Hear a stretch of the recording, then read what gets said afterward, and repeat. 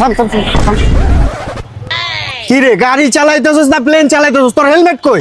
Sir helmet তো বাসায় ভুলে রেখে চলে আসছি। কি হেলমেট রেখে গেছস? তোর লাইসেন্স কই? স্যার লাইসেন্সও তো ভুলে বাসায় রেখে চলে আসছি। লাইসেন্সও রেখে আসছস, গাড়ির কাগজ আছে? স্যার গাড়ির কাগজও তো আমি ভুলে বাসায় রেখে চলে আসছি। সব কিছুই তো বাসায় রেখেছস। আজকে তোর নামে মিনিমাম 20,000 টাকার একটা মামলা হইব।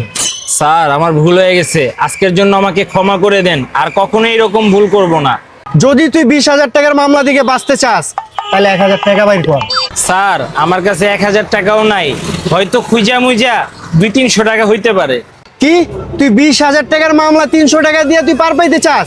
তোর গাড়ি রাখার এলাকা মুখারা। স্যার স্যার স্যার থামেন একটু। স্যার আমি আপনাকে ম্যানেজ করে 500 টাকাই দিচ্ছি। এই বেটা তুই কি আমার মান সম্মান খাবি নি? শুন, ওই যে ভ্যান গাড়িটা দেখছিস না, এর কাছে 500 টাকা দিয়ে সোজা বরাবর যাবি গা, ঠিক আছে? ঠিক আছে স্যার 500। হ্যাঁ হ্যাঁ 500 500।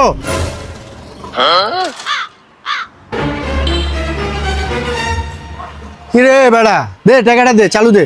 কিসের টাকা স্যার? টাকা তো উল্টা আমাকে দিবেন। উল্টা টাকা দিমু মানে?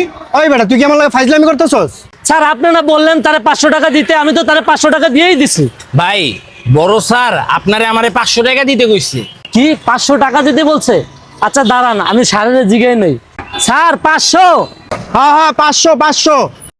ভাই এই নেন টাকা।